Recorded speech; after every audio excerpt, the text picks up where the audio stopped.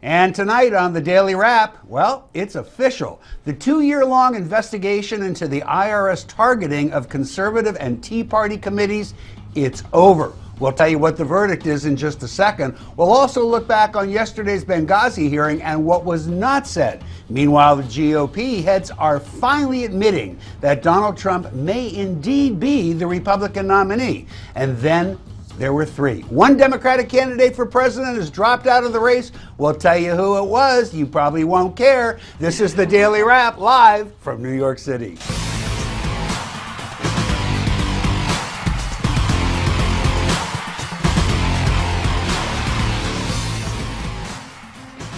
Welcome to the show, everybody. Look who's here. You know him, you love him. He's the star of the Steve Malzberg Show. Steve Malzberg joining our panel. Good to be here. Joe is off, so here I am. Yeah, Joe is off today, but we're going to struggle to carry on without him, so we brought in the big guns. Also joining, she's America's pundit, she's Philadelphia attorney, she's Heather Hansen. And finally, he's a former FBI special agent, a former Navy SEAL, and formerly didn't have any hair. He's a current president of Continued Services. Jonathan Gillum joins us this Friday night. All right, if you're all ready, let's get right to the Daily Download.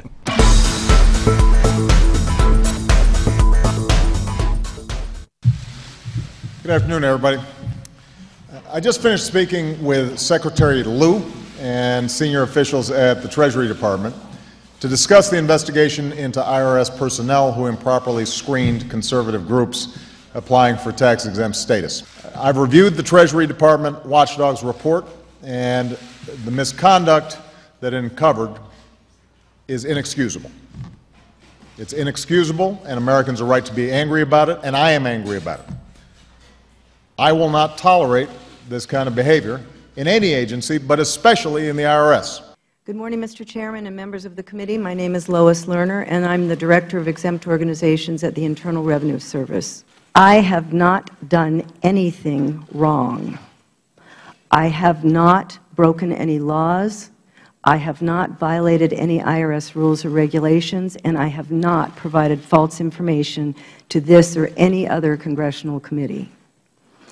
And while I would very much like to answer the committee's questions today, I've been advised by my counsel to assert my constitutional right not to testify or answer questions related to the subject matter of this hearing. That, of course, first was President Obama commenting on the investigation into the IRS, followed by former director of the IRS Exempt Organizations Unit, Lois Lerner, taking the fifth before the House Oversight Committee in 2013. As you'll no doubt recall, the committee was investigating whether the IRS was targeting conservative and Tea Party political action groups seeking exemption from taxes under the law. This was also making life a whole lot easier, we've come to see, for similar groups that were leaning a little bit more to the left. They weren't going through such a hard time with the IRS. Now, while Ms. Lerner was removed from her position, her status has been in limbo until today. Today, the Justice Department notified members of Congress that it is closing its 2-year investigation into the matter to determine whether any laws were broken during the investigations. The verdict? According to the DOJ, there will be no charges filed against Lois Lerner or anyone else in the Obama administration. Assistant Attorney General Peter Kadzik said in a letter to Congress that the FBI investigation into the matter found substantial evidence of mismanagement, poor judgment, and institutional inertia, leading to the belief by many tax-exempt applicants that the IRS targeted them based on their political viewpoints. But poor management is not a crime. We found no evidence that any IRS official acted based on political, discriminatory, corrupt, or other inappropriate motives that would support a criminal prosecution. I have a funny feeling that not everybody on this panel is going to agree with what the IRS had to say. And of course, we have to start with Steve. Well, Lois Lerner. Well, she's in the clear, man. Just as it was a travesty and a joke that she was permitted to say before taking the fifth at that hearing, I broke no laws, I did nothing wrong, I'm innocent, but I take the fifth. You're not allowed to do that. This whole thing is a sham. It's the most corrupt, I believe, Justice Department, politically speaking, we've ever seen. And this is just more evidence of it. And I think this bodes very poorly for those expecting anything to happen to Hillary Rodham Clinton. She's going to skate like Lois Lerner skated. And if this was a Republican in a different, or in any kind of true Justice Department, they'd be in big trouble. Heather, let's pick up on something Steve pointed out, because we remember when this all happened, she did. She talked quite a bit before she took the fifth. As luck would have it, you're a lawyer.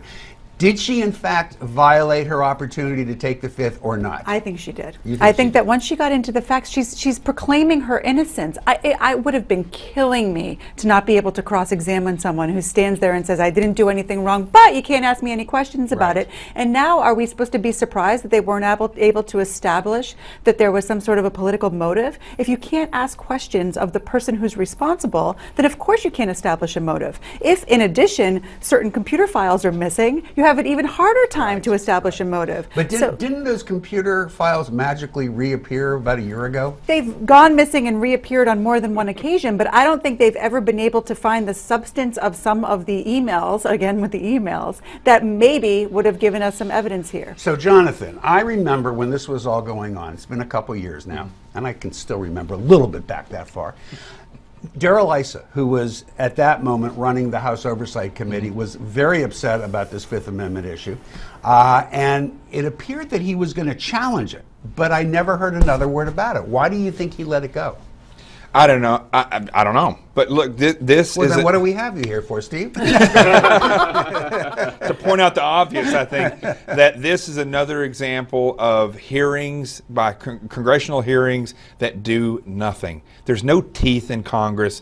Last night was another example of this same thing. And I just tell you, she says she was the director of exempt organizations. I guess she was exempt of any charges or wrongdoing herself. I, in all my times of government service, have never heard ever of emails disappearing.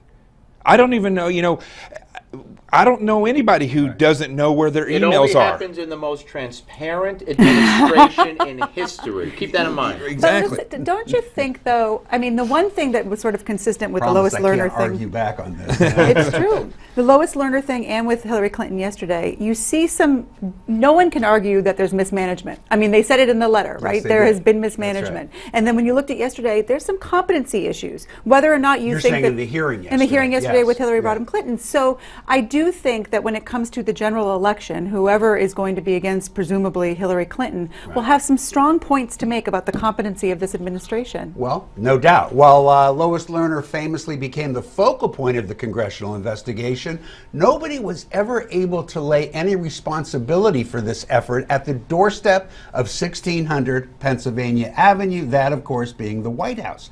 Is it possible in this day and age of partisanship and extreme politics for a Justice Department to successfully investigate the administration of which it's a part of? I got $10 that Steve's going to answer this no. You lose. I think it's just possible. Not for this administration. Right. And I also believe that a special prosecutor was the logical step to take to quell any concerns about any partisanship or any fix being in. But of course, this administration had no interest in getting to the bottom of it. Jonathan, it's a really scary night when I find myself agreeing too much with Steve Malsford. But I want the $10 too. All right, you get it. But he said something that I had said going back all these years, so I can't disagree with him. Why was there never a special prosecutor? It was a perfect example of why you have special prosecutors. You keep asking me these questions that nobody knows the answers to. I mean, look, we do. Here's the interesting thing, though, about you and Steve agreeing is the fact that it doesn't really matter if you're liberal or conservative anymore in this day and age. There's liberal minds, conservative minds, and then there's criminal minds. And I just think what's going on in Washington is behavior that is just pure criminal, unethical, immoral. Well, except that you've got to give some respect to the FBI and the Justice Department that says this may have been bad But behavior, the FBI can but it wasn't criminal. The FBI can investigate wherever they want. The DOJ is the one that makes the decision whether or not they bring I have an charges. idea for a TV show, Criminal Minds. Let's talk about that. There you go. Concept. You think it'll work? Very all right. This is a terrible segment. I've had to agree twice with Malzberg. And he lost $10. And I lost Fix it. $10. Fix it Get off next the show, one. Malzberg. We want you to share your thoughts on the end of this 2-year investigation into the IRS targeting scandal. You can do that by going to newsmaxtv.com/comments and let your voice be heard. Coming up after the break, we're going to look back at yesterday's Benghazi committee hearing. You don't want to miss it.